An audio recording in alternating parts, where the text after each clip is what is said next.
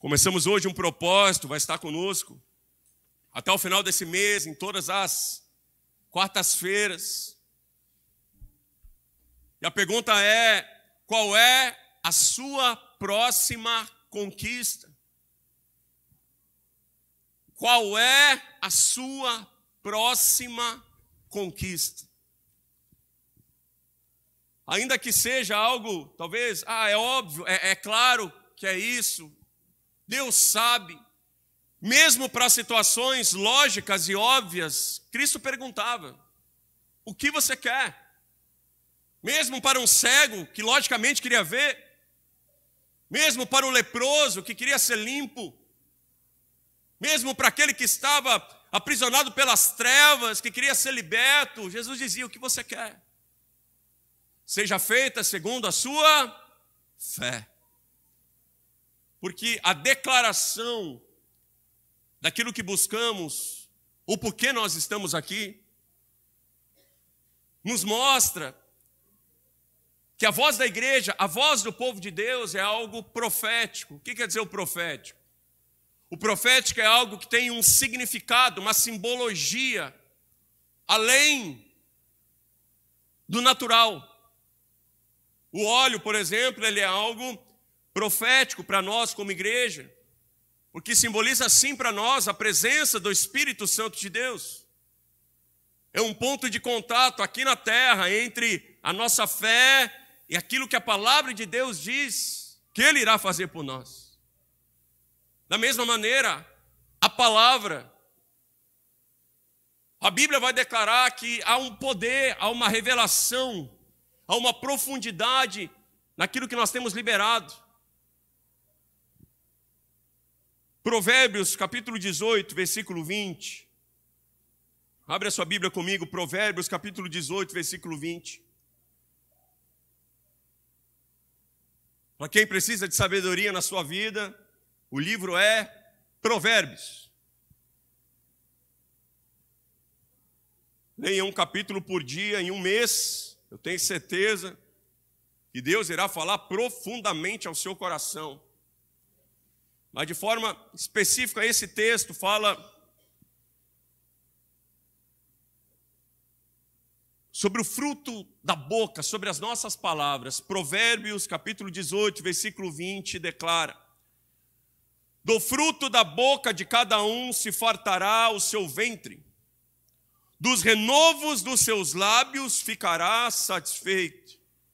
A morte e a vida estão no poder da língua, e aquele que a ama comerá do seu fruto.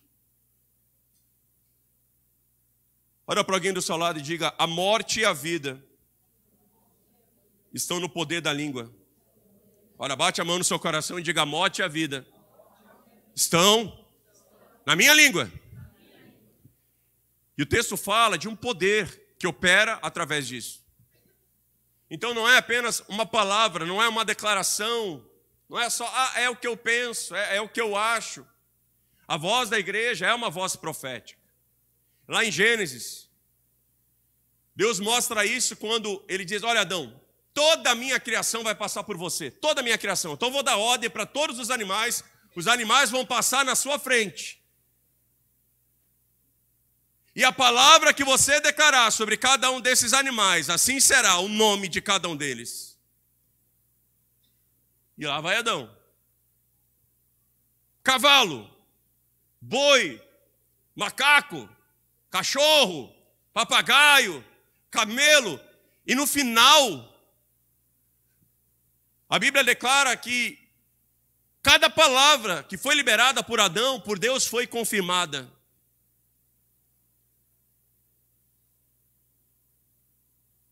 Deus respeita a autoridade que está sobre nós. O poder que opera através das nossas vidas, é o que Efésios declara no capítulo 3, há um poder que opera através de nós. Deus é o Deus que deseja realizar a obra dele através das nossas vidas. A mensagem de Cristo é: rios de vida fluirão através de vocês, igreja.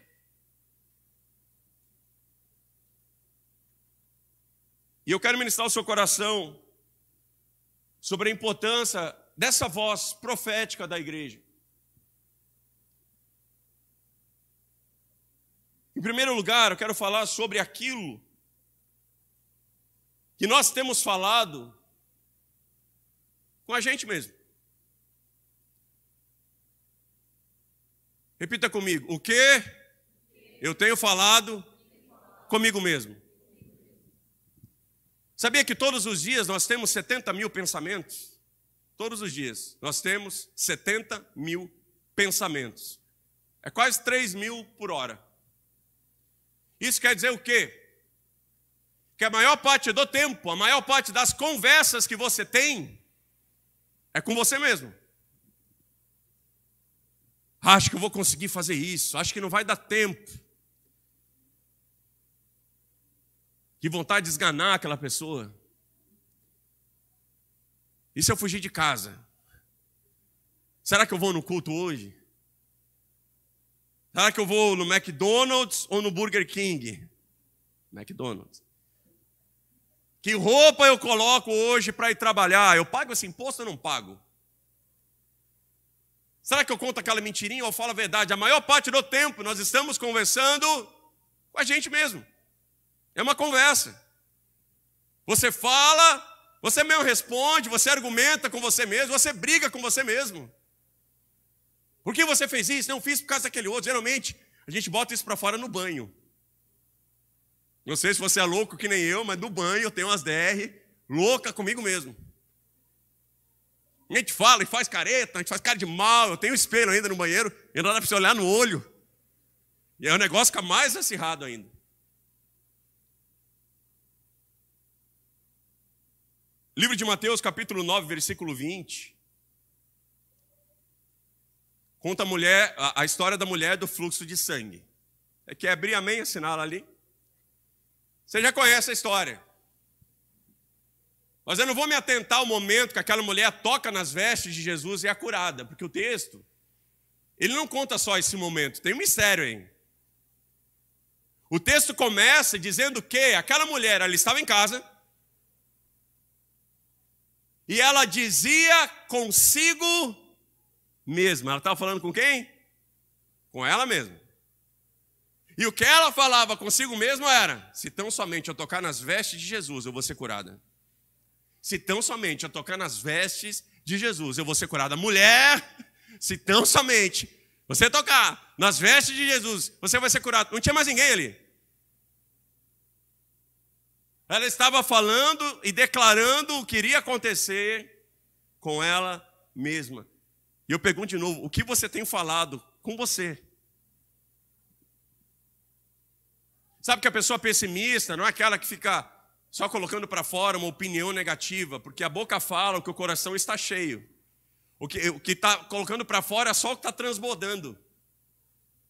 Mas a pessoa pessimista é aquela que com ela mesma, ela já diz, não vai dar certo. É aquele que diz para ele mesmo, seu burro, você é uma anta mesmo. Você nunca vai conseguir fazer isso. Ninguém está dando bola para você. Olha quantos erros você comete, nada vai dar certo na sua vida.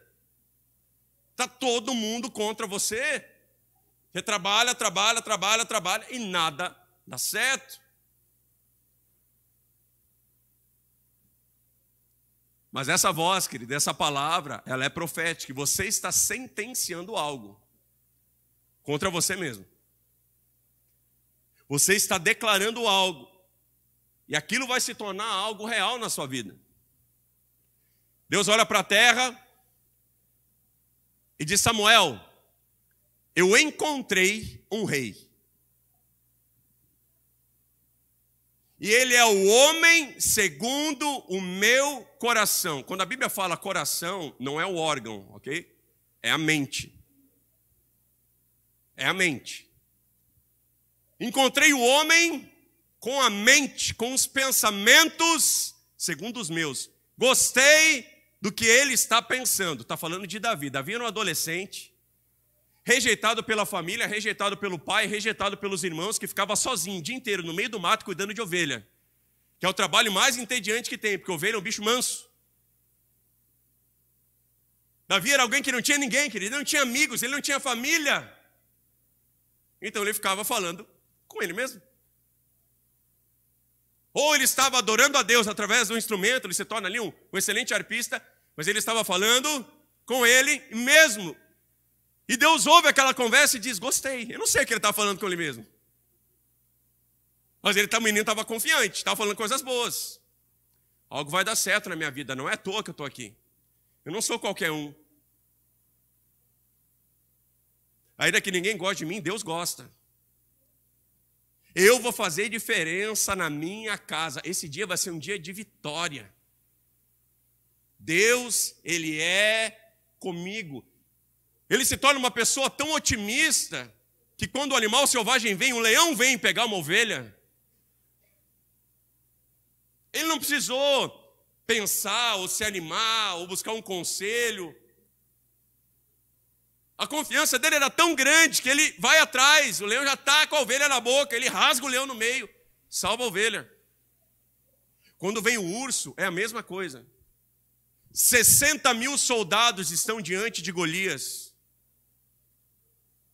Todos eles se acovardaram com medo da morte. Davi olha aquilo e diz, isso é uma oportunidade.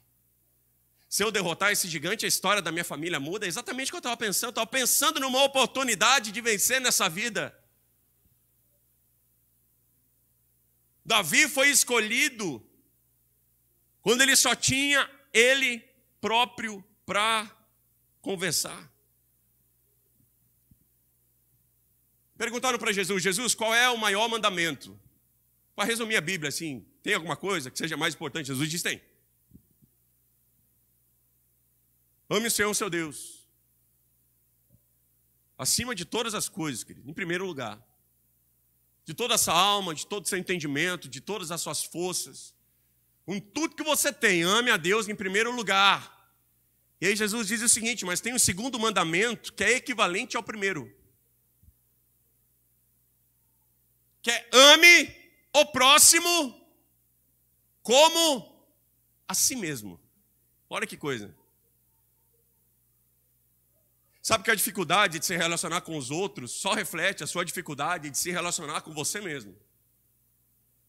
Porque é por você ser uma pessoa insatisfeita e ranzinza, que você é ranzinza e insatisfeito com todo mundo. É porque você não tem paciência com você, que você fica explodindo com todo mundo, que você anda mal-humorado o dia inteiro. Mas a pessoa que você mais convive e conversa é você mesmo. Então, quando você briga com você mesmo o dia inteiro, quem cola perto de você, você extravasa.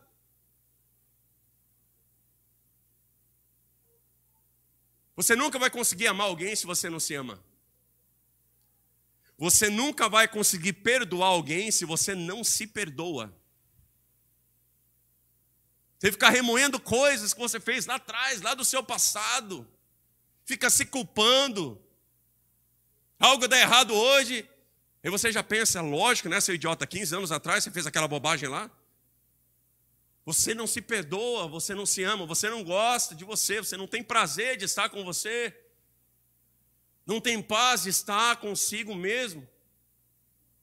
Davi não tinha absolutamente ninguém, ele estava sozinho. Isso que o homem foi feito para se relacionar, ele estava sozinho.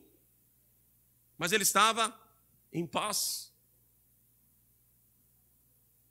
Ele estava em paz. Lucas capítulo 18, versículo 11, Jesus fala de um homem que orava, mas ele orava de si para si mesmo. Ele acreditava em Deus, mas naquele momento ele estava falando com ele mesmo. E a conversa era, ainda bem que eu sou muito melhor que todas as outras pessoas. Ainda bem que eu não sou como qualquer um que está lá fora.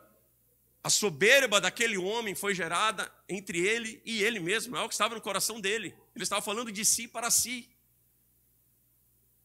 E Jesus declara que aquele homem estava debaixo de juízo.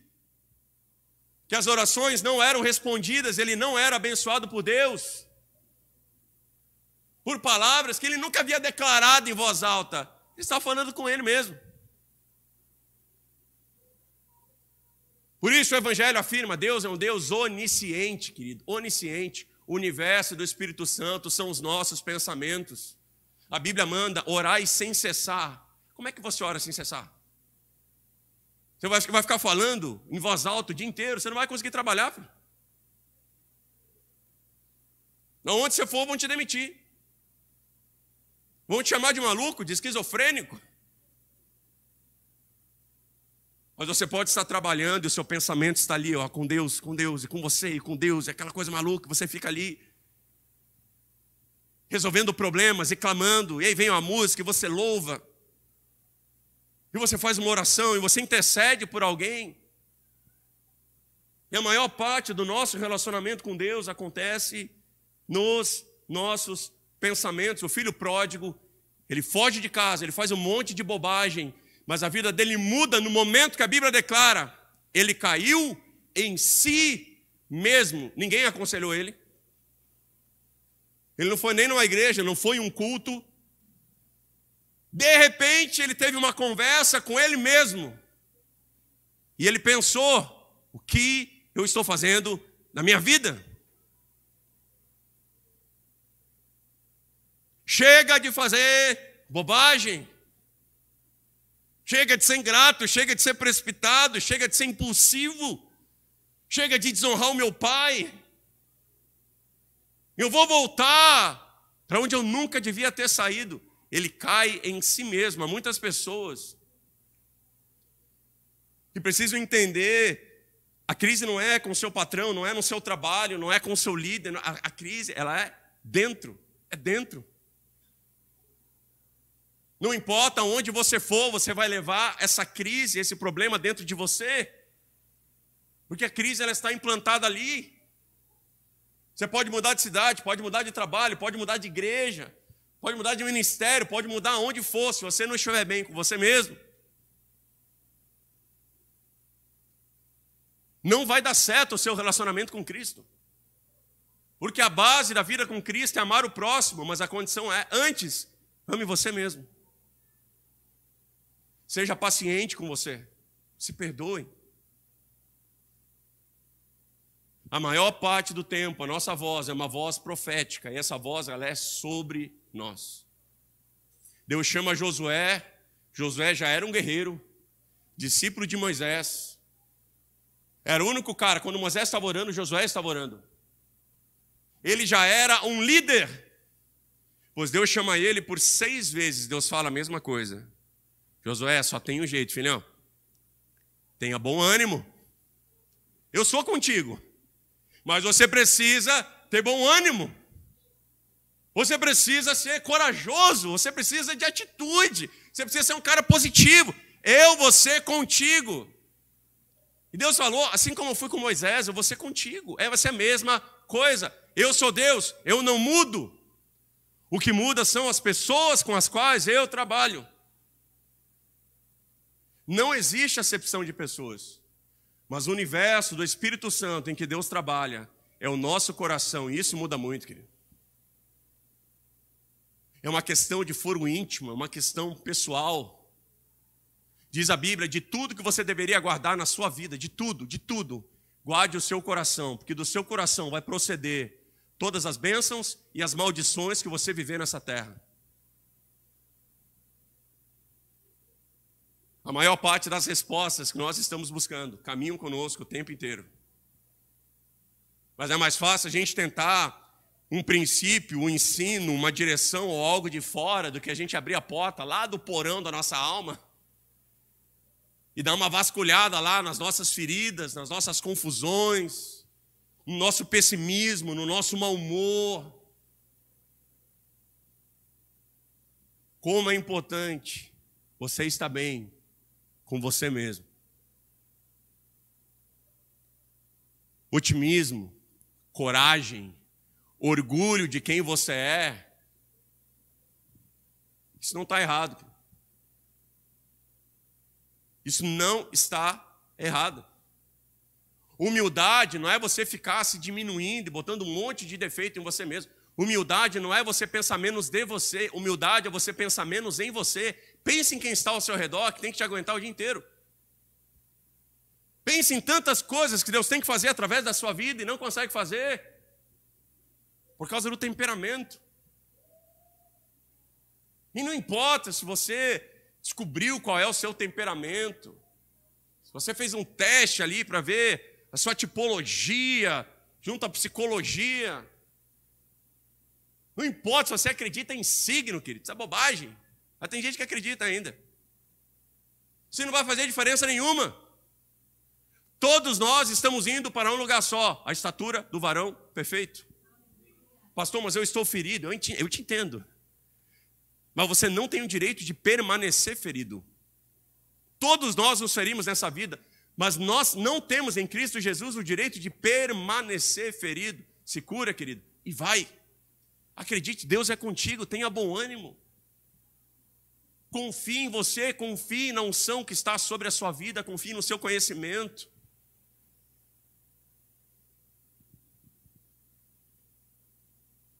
Eu aprendo sobre a importância da voz profética na igreja e como é determinante para que a gente conquiste algo em Cristo Jesus.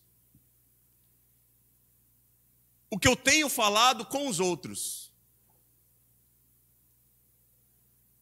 Bate a mão no seu coração e diga, o que será que eu tenho falado com os outros? Cutuca quem está do seu lado e diz, você tem falado mal de mim? Agora olha para mim que não deixa ele responder não. Sabe o que acontece? A gente só espiritualiza o que a gente quer espiritualizar. Então parece que tem algumas coisas que a gente quer viver na carne, que a gente diz, não, mas Deus não tem nada a ver com isso. Então o que eu estou conversando aqui, o Senhor me perdoa, mas isso não tem nada a ver com isso. Depois a gente volta a falar com o Senhor. Mas lá em Números, capítulo 13, versículo 26, conta exatamente o momento em que os espias estão voltando da terra da promessa. Eu não vou ler esses textos, principalmente que é um texto que a maioria das pessoas conhece. Mas eu dou a referência, depois, se você não leu, você lê com calma. Números 13, 26 é o momento que 12 homens entraram lá na terra da promessa e foram dar uma olhada antes de invadir. Os caras voltam e eles convocam uma assembleia entre o povo. Então foi tipo uma reunião de condomínio, onde vem um representante de cada unidade. Eles eram representantes de cada tribo. Eles voltam e chamam o pessoal, vem para cá e vamos conversar. E aí os 12 começam a falar. 2 deles dizem, a terra é boa. Tem uns caras grandes lá. Mas Deus já nos deu vitória. Olha, a terra tem uns frutos gigantescos. O negócio mana leite e mel mesmo. Valeu a pena passar pelo deserto para chegar aqui. Mas 10 deles, entre eles, era uma assembleia, começaram a falar assim, mas eu não atravessei esse deserto para lutar contra gigante, não. Quando me falaram que era a terra da promessa, eu achei que ia estar vazia.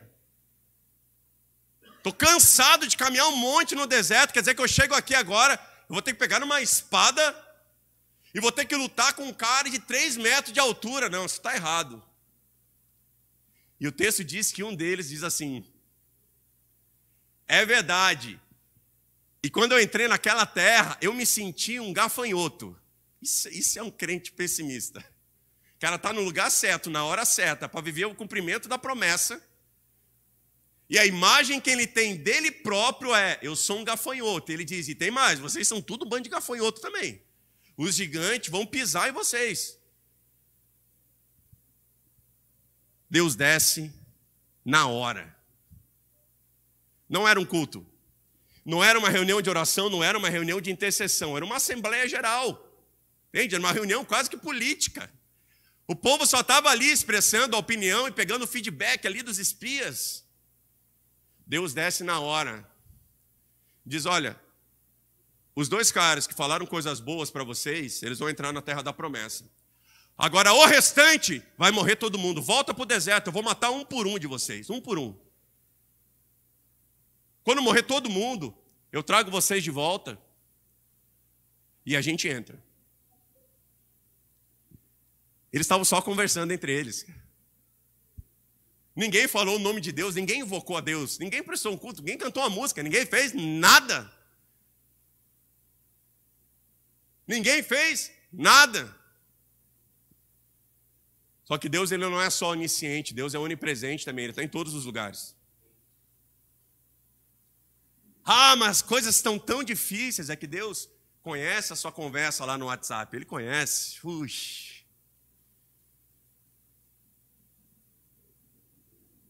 Cutuca alguém aí e diz, Deus conhece a sua conversa no WhatsApp.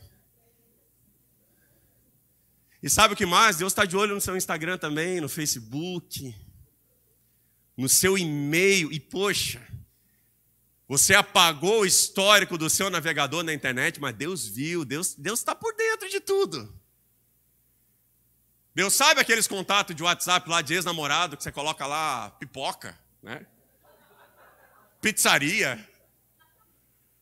Deus conhece.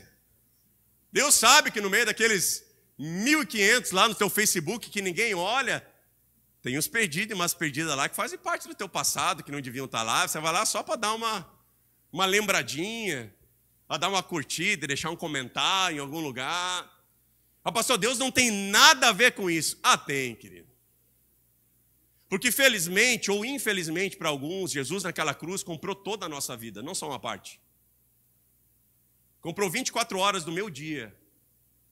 Comprou tudo o que eu faço e tudo o que eu sou. Era o povo que estava conversando, que eles não imaginavam que Deus estava ouvindo. A gente não imagina que Deus está ouvindo a nossa conversa lá no trabalho. A gente não imagina que Deus está ouvindo os nossos comentários, as nossas críticas, os nossos julgamentos, as nossas ofensas. A gente nem imagina, o povo também não imaginava. No mesmo livro de Números, capítulo 12, diz que havia uma hierarquia em Israel. Moisés, e embaixo Arão e Miriam. Então essa era a liderança do povo. E a Bíblia é maravilhosa, porque a Bíblia não esconde o erro, mesmo dos caras top. Elias era um grande profeta, os pecados do cara estão aqui. Davi foi o melhor rei de Israel. O cara aprontou que podia. Moisés foi o maior líder da história da igreja. Um cara sozinho, cuidar de 2,5 milhões de pessoas. Isso é sobrenatural. Mas Moisés tinha um problema. E era um problema no casamento. E no meio daquela caminhada para a terra da promessa, Moisés divorcia. O povo já não gostou muito. Mas naquela caminhada, Moisés encontra uma mulher, a Bíblia chama de Cuxita. O que é Cuxita? Uma mulher da Etiópia. E entre as leis que Deus deu para o povo de Israel, uma delas dizia que o povo de Israel só podia casar com o povo de Israel. Então você só podia casar entre aquelas 2,5 milhões de pessoas. Moisés passa para a Etiópia e ele encontra algo como assim, era globeleza. Ele vê aquela mulher, a gente chama hoje, né, de afrodescendente, mas ele olha e diz, é a mulher mais linda que eu vi na minha vida. É uma mulher diferente, vocês não estão entendendo, ela é diferente. Ele se apaixona por aquela mulher e ele casa com ela. Então ela era a única mulher diferente no meio de 2,5 milhões de pessoas. Você acha que o povo falava pouco ou muito? Mas muito. Quando Moisés passava com a esposa nova, o povo dizia, está esfregando o pecado na nossa cara. E eles vão falar com quem? Com Arão e Miriam, que eram os dois colíderes. Números 12, capítulo 1, os dois estão conversando, Arão e Miriam, dizendo, Moisés está errado. O nosso líder desviou, ele está louco. O povo está indignado. E eles dizem, mas ainda bem que Deus também é com a gente. Então, se a gente destituir Moisés, a gente assume. E Deus fala com a gente também. Quando eles dizem isso, Deus desce. E diz Moisés, Arão e Miriam, para fora, eu quero conversar com os três.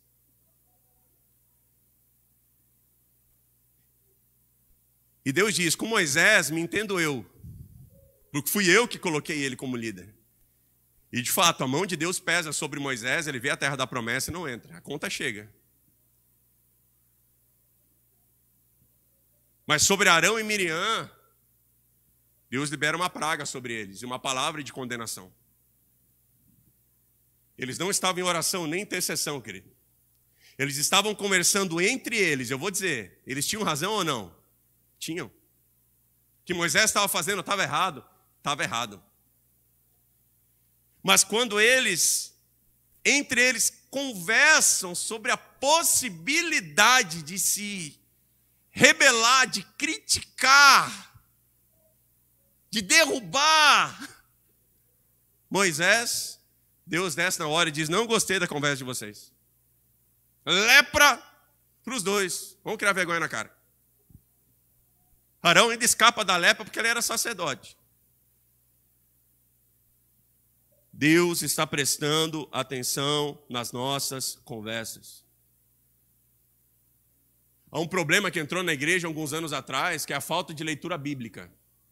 Aí entrou um mover na igreja, e esse mover diz assim: tem algo bom na sua vida, você precisa de um milagre, ligue isso aos céus. Porque Jesus falou para Pedro: Pedrão, a minha igreja tem uma chave, então todo crente tem uma chave. Diga, todo crente tem uma chave. Jesus falou. E Jesus olhou para Pedro e disse: essa chave, Pedro, faz com que tudo aquilo que você ligue na terra, ligue aos céus. E tudo, querido, é tudo. No hebraico, no grego, no aramaico, no japonês, no alemão, no português, tudo é tudo. Não é o que você quer e não é o que eu quero. Gostaria eu de só ligar aos céus as coisas que eu preciso de um milagre. Oh, Deus, eu vou ligar aos céus esse currículo. Eu vou ligar aos céus essa casa que eu comprei. Não, querido, tudo é tudo. Você não precisa ficar fazendo isso. Se você é a igreja, tudo que você faz aqui está ligado lá. E aí o que acontece? Toda crítica, todo julgamento, toda ofensa, toda perseguição, tudo aquilo que você faz, de bom ou de mal, com razão ou sem razão, Deus está de olho. A partir do momento que você é a igreja, Deus tem parte, Deus tem direito, Deus é o seu dono e Deus certamente irá fiscalizar tudo aquilo que você está fazendo. Aí eu vou ligar aos céus essa profecia de bênção. Mas você ficou falando maldição o dia inteiro. Eu vou ligar aos céus no meu casamento, mas você está chavecando alguém lá fora, não vai dar certo. O chaveco também está ligado aos céus.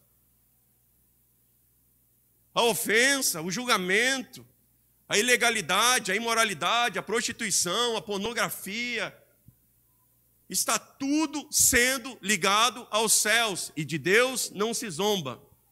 Exatamente aquilo que nós semeamos, nós colhemos. A sua voz é profética. Não se assente na roda dos escarnecedores. Não se assente na roda dos escarnecedores. Vai dar problema para eles? Não, queridos. A Bíblia está falando só para os crentes, vai dar problema para você. Porque Deus não considera o tempo da ignorância. Tanto que se Paulo fosse pagar todo o mal que ele fez quando ele era do mundo, Deus ia ter que matar o cara. Deus não considera o tempo da ignorância. Mas esse tempo, para nós que estamos aqui, ele já passou faz tempo. Ele já passou faz tempo. Você tem uma conversa que não deveria ter com alguém, Deus desce na hora e há juízo sobre a sua vida na hora. A sua voz, ela é profética. Há um poder em você de produzir coisas boas e produzir coisas ruins. Por isso o Evangelho declara que aquele que tem controle sobre a sua língua, ele tem o poder de ter uma vida perfeita. Não adianta você controlar o seu caráter se você não controla a sua língua. Quer tentar controlar o seu temperamento, mas não controla a sua língua. Quer controlar suas atitudes, o seu corpo todo, se você não controla a sua língua. E eu encerro com isso, queridos. Se a nossa voz ela é profética, em primeiro lugar, cuide com aquilo que você fala com você mesmo. Em segundo, cuide daquilo que você fala com os outros. E em terceiro lugar, e o mais importante, cuide daquilo que você fala com Deus.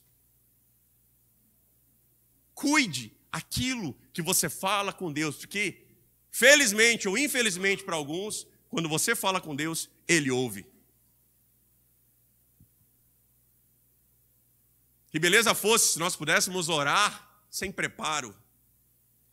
Oh Deus, eu vim orar, a gente ficar viajando, Deus abençoe Deus. Deus, e perdoe Deus, né? E ficar falando umas coisas assim, porque o nosso coração não está ali.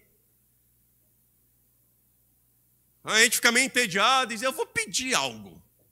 Sabe, né? Vai que é hoje que o anjo da resposta está aí. Então eu vou arriscar, vou só pedir algo.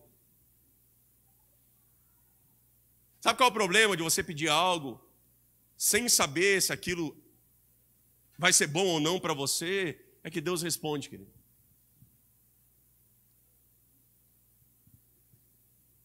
Minha Bíblia conta lá, 1 Samuel 8:7. Deus chama o profeta Samuel e diz, Samuel, meu povo está orando. Isso é ruim ou não, querido? Deus diz, o meu povo está orando. Aí Samuel vem animado, né? Fala, agora eu vou ganhar um elogio. E Deus diz, mas eles estão orando errado. Porque todas as nações do mundo tinham um rei. Israel era a única que era governada por Deus. E o povo de Israel estava pedindo pelo quê? Por um rei. O povo estava lá, todo mundo tem um rei, a gente não tem. A gente quer um homem, a gente quer um líder, a gente quer ver alguém sentado no trono, a gente quer ter orgulho do nosso rei. E Deus ora, Samuel, porque o meu povo ora, eu vou responder, mas é o seguinte, infelizmente, a oração foi feita da forma certa por coisas erradas. Diga para o meu povo que eu vou responder, mas diga para eles que esse rei vai escravizar os filhos deles, vai cobrar altíssimos impostos. Diga para eles que a partir de agora, grande parte do trabalho deles, eles vão ter que devolver para o governo, e esse rei vai ser um fardo sobre eles. Eles serão castigados, punidos e disciplinados. Esse rei vai roubar as mulheres deles, vai colocar dentro do palácio. Esse rei vai roubar os filhos deles dentro de casa, vai colocar para trabalhar de graça para o governo. Diga para eles que as suas orações foram ouvidas. E quando Samuel fala, o povo chora. É o único momento, eu acho que eu vejo aqui, o povo chorando porque Deus respondeu uma oração. 1 Reis, capítulo 19, versículo 10. Elias, maior profeta que já pisou nessa terra. O homem fez descer fogo do céu. O homem declarou uma palavra, não choveu durante 3 anos. Ele era top. Mas, como todo crente, e a Bíblia diz que nós estamos sujeitos às mesmas tentações de Elias. Então tem um mistério aí. Fica ligado, querido, porque ele teve uma fase ruim. Ele teve uma fase onde ele estava emocionalmente perturbado, cansado, mal-humorado. O texto mostra depressivo. O cara que fez todos esses milagres dentro de uma caverna, apavorado, sustentado por um urubu, por anjos de forma sobrenatural, ou ele iria morrer. Olha para alguém do seu lado e diga, você já teve um momento emocionalmente difícil?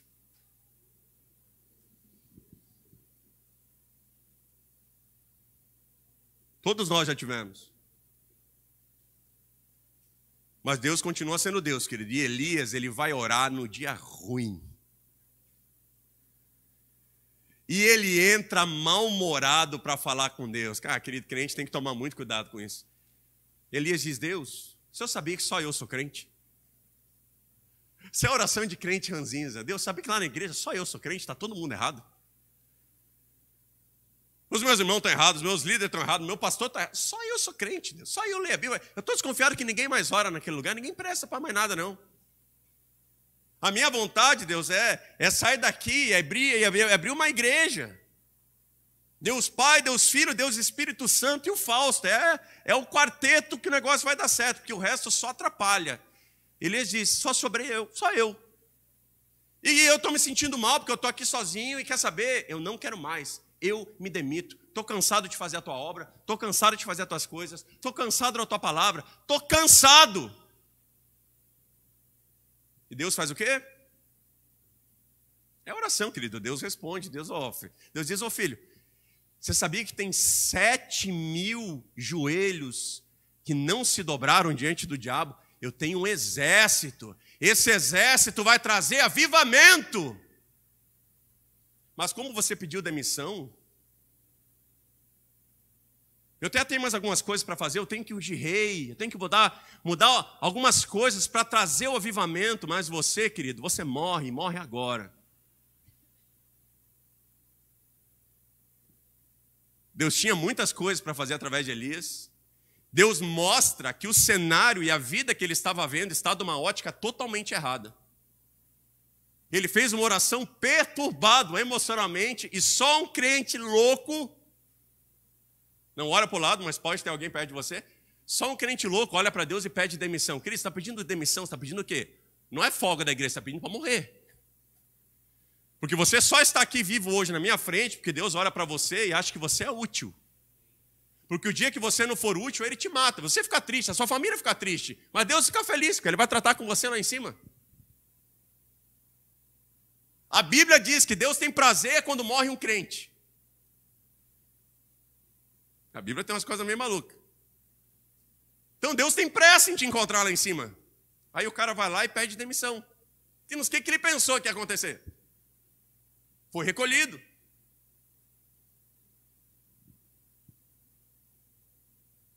Tiago capítulo 4, versículo 1. De onde vêm as guerras, as pelejas entre vós?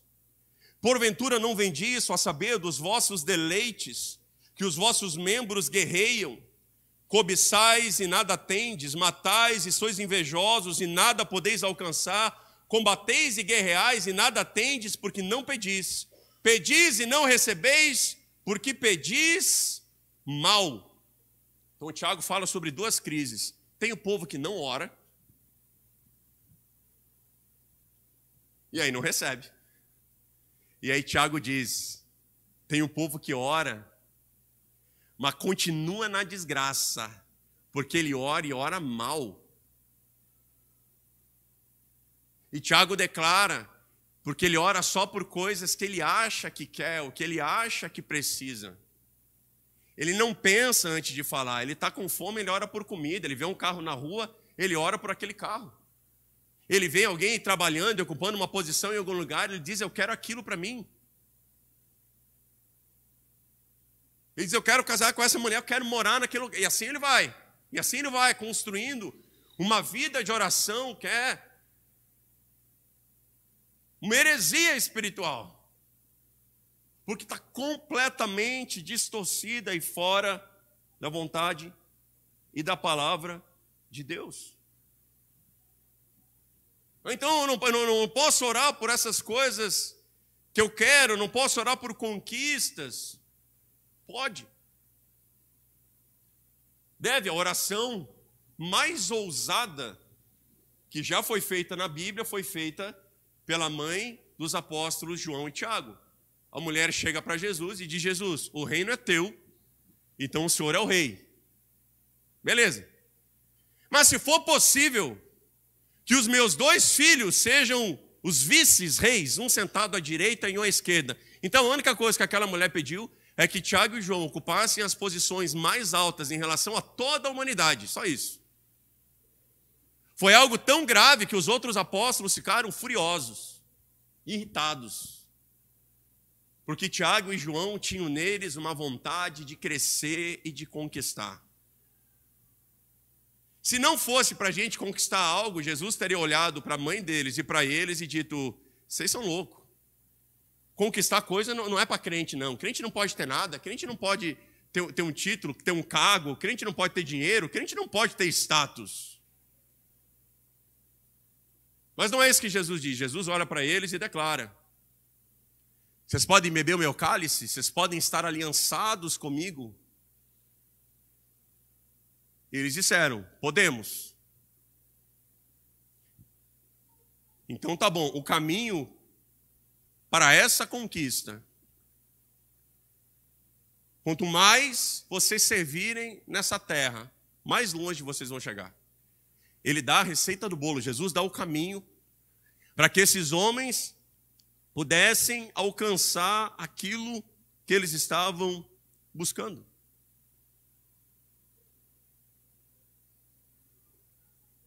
Para que eles pudessem alcançar aquilo que eles estavam buscando. Jesus não é o especialista em ficar frustrando as coisas que a gente quer todos os dias. Jesus é o novo e o vivo caminho. Você vai chegar onde você quer, querido. Está no teu coração, está muito claro. Você precisa disso, você quer, você vai chegar lá. Mas o caminho vai ser diferente. O caminho não vai mudar só a sua conta bancária até lá. O caminho precisa mudar o seu caráter. Deus prefere que você morra pobre com caráter do que você vá rico para o inferno. Então, se o dinheiro for um empecilho para você chegar lá, vai ser muito difícil que você alcance isso sem ter o entendimento da palavra de Deus. Seja inteligente, você não está emocionalmente bem, cuide com as suas palavras, porque quando você dobra os seus joelhos, o Deus Todo-Poderoso está ali. Eu sei que Ele é o seu Pai, eu sei que o véu foi rasgado, mas também sei que Deus continua sendo Deus. Ele é Senhor, Ele é soberano. Seja sábio. Fale com Deus sobre as coisas de Deus, sobre as coisas que interessam a Deus, sobre as coisas que são pertinentes à palavra de Deus. Quer prosperar sua vida de oração? Diga a Deus, me dê recurso, mas que não adquirir esse recurso eu ganhe caráter também. Deus, eu quero trocar de carro, mas eu quero quando eu colocar a minha família dentro daquele carro, eu não quero ser alguém soberbo porque eu estou andando num carro. Eu quero viver um crescimento onde eu estou, na empresa que eu estou, no ramo que eu estou. Mas eu não quero chegar naquele lugar e ser alguém mesquinho, ser alguém soberbo, ser alguém arrogante, ser uma pessoa egoísta. Prospere seu relacionamento com Deus, pedindo por caráter, pedindo por quebrantamento, pedindo por arrependimento, pedindo por dons do Espírito Santo.